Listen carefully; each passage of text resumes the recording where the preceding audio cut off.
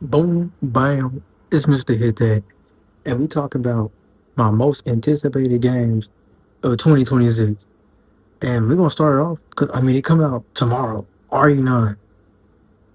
I think this has the potential to be the best Resident Evil of all time. Combining basically every kind of playstyle in the Resident Evil franchise is genius work. And they brought my GOAT Leon back. I seen clips. Yeah, they cook it, they cook it. We're going to continue with Capcom with Pragmata.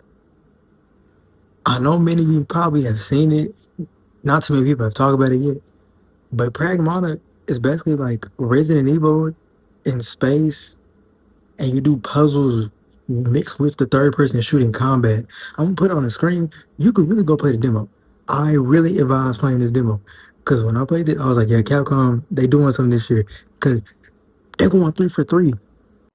As I'm saying, they're going three for three. Because they bringing back Musha. Not that people my age know what Musha is, but just know Musha coming back. And go look at the new gameplay. I think it's called Musha The Last Sword, something like that. The new Musha come out. I look at the gameplay. They cooking, bro. They're cooking, bro. Listen to me.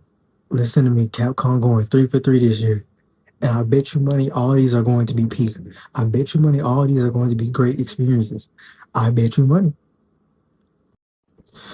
Another obvious pick. Oh, another obvious pick.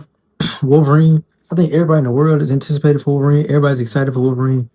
I'm one of the people, I ain't gonna lie, I don't condone leaking, but I did look at some of the leaks, and based off what I see and the trailer they showed us, yeah, I think this has potential to be better than Spider-Man. Gameplay wise, this has potential to be better than Spider-Man. And I hope we get to see multiple characters in this. One thing I wish Spider-Man did, at least in 2, was show some side characters, but I think Wolverine, they're actually gonna show some characters. And then another game, Sorrows. Y'all seen that in a couple of them state of play Sorrows. I need to have him beat Returnal before that comes out, but Returnal's fun. It's a roguelike bullet hell that has this weird story going on, and it's very fast paced, like Doom Eternal fast paced. And I think y'all should hop on that. If you ain't played Returnal yet, play Returnal because Sorrows is looking even better than Returnal is. This part of the video we dedicating to the fighting games because I ain't gonna lie. They doing something. First, we're gonna Marvel Tokon. Marvel Tokon is my least anticipated fighting game of this year because I played the beta and I hope they do some changes. I hope they do some changes. Either way, I'm getting the game, but it doesn't know if it wants to be a tag game or a solo fighter. Like you really don't need to tag in a game. You can probably do assists, but tags aren't really needed. But a game I am ready for because I got to play the alpha.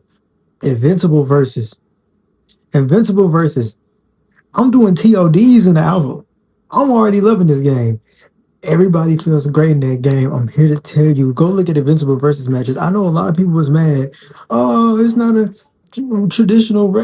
Y'all didn't want it to be a fighting game. I don't know where fighting game slanders come from lately. Like people get mad. Oh, 2D fighter. Just get good. Skill issue. But no, look, people get on fighting games and expect to just win immediately. And you gotta take some L's and you gotta learn. But we're gonna talk about that later. But Invincible versus my last fighting game I'm excited for, the Avatar fighting game. Have you seen gameplay?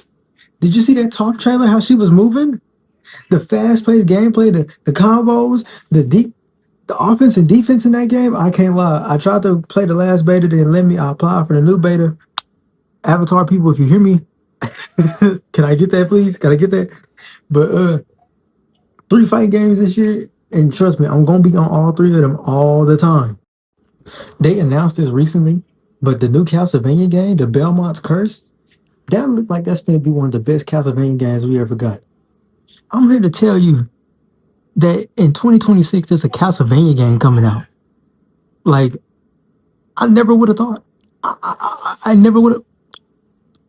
The fact is, and it looked great. It looked the art style. And then Game Freak got a game called Beast of Reincarnation coming out.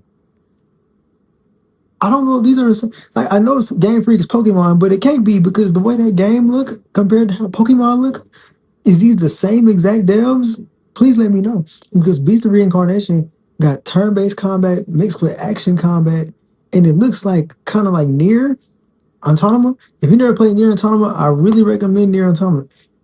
It gives that kind of vibe, and then you get a dog. So and it, duh, it's Pokemon. It's the Pokemon devs. And my final game that I'm anticipating. No, two more games. Crimson Desert. Crimson Desert does not. People actually played that game. It has so much game in it that I truly don't believe that it's. This will either be one of the greatest games of all time or be the biggest letdown of all time. And I hope not, because every time I look at Crimson Desert gameplay, I'm in shock and awe. I cannot believe what I am seeing. So, like, the world's big, you flying dragons, you got all these different powers of combat. I seen you can suplex people. He did the Zuna drop in the last trailer I seen. It's a lot going on. And one thing I just hope it gets right is the combat.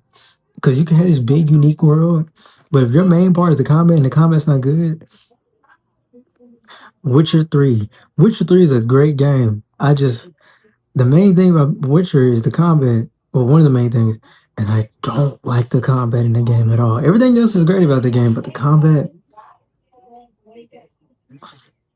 in the last game I want to talk about, he didn't mention GTA 6. I'll get it when it comes out. It'll probably be the greatest game ever, but I'm not jumping at my seat like everybody else. I'm kind of over that shit. Phantom Blade Zero has to be one of the greatest pieces of combat I have seen in a video game. The different styles of combat, the different weapons, the unique finishers. But every time I look at Phantom Blade Zero, it gets better and better. I've never seen combat like that in my life in a game. Like, I'm just gonna show clips. The combat is insane. When I first seen it, when they first ever announced it, I was like, this game's not real. The way they're moving like it's a movie. Like it's an action movie. This isn't real. I'm watching people play it and it's very much real. I'll never doubt. I'm gonna start doubting games again. So, my fault. Yes, this is real. S game, y'all cooking. Y'all probably make one of the greatest action games of all time. And those are my all anticipated games of the year. Honorable mention, GTA 6. For GTA, I'm just curious how everything just gonna come together.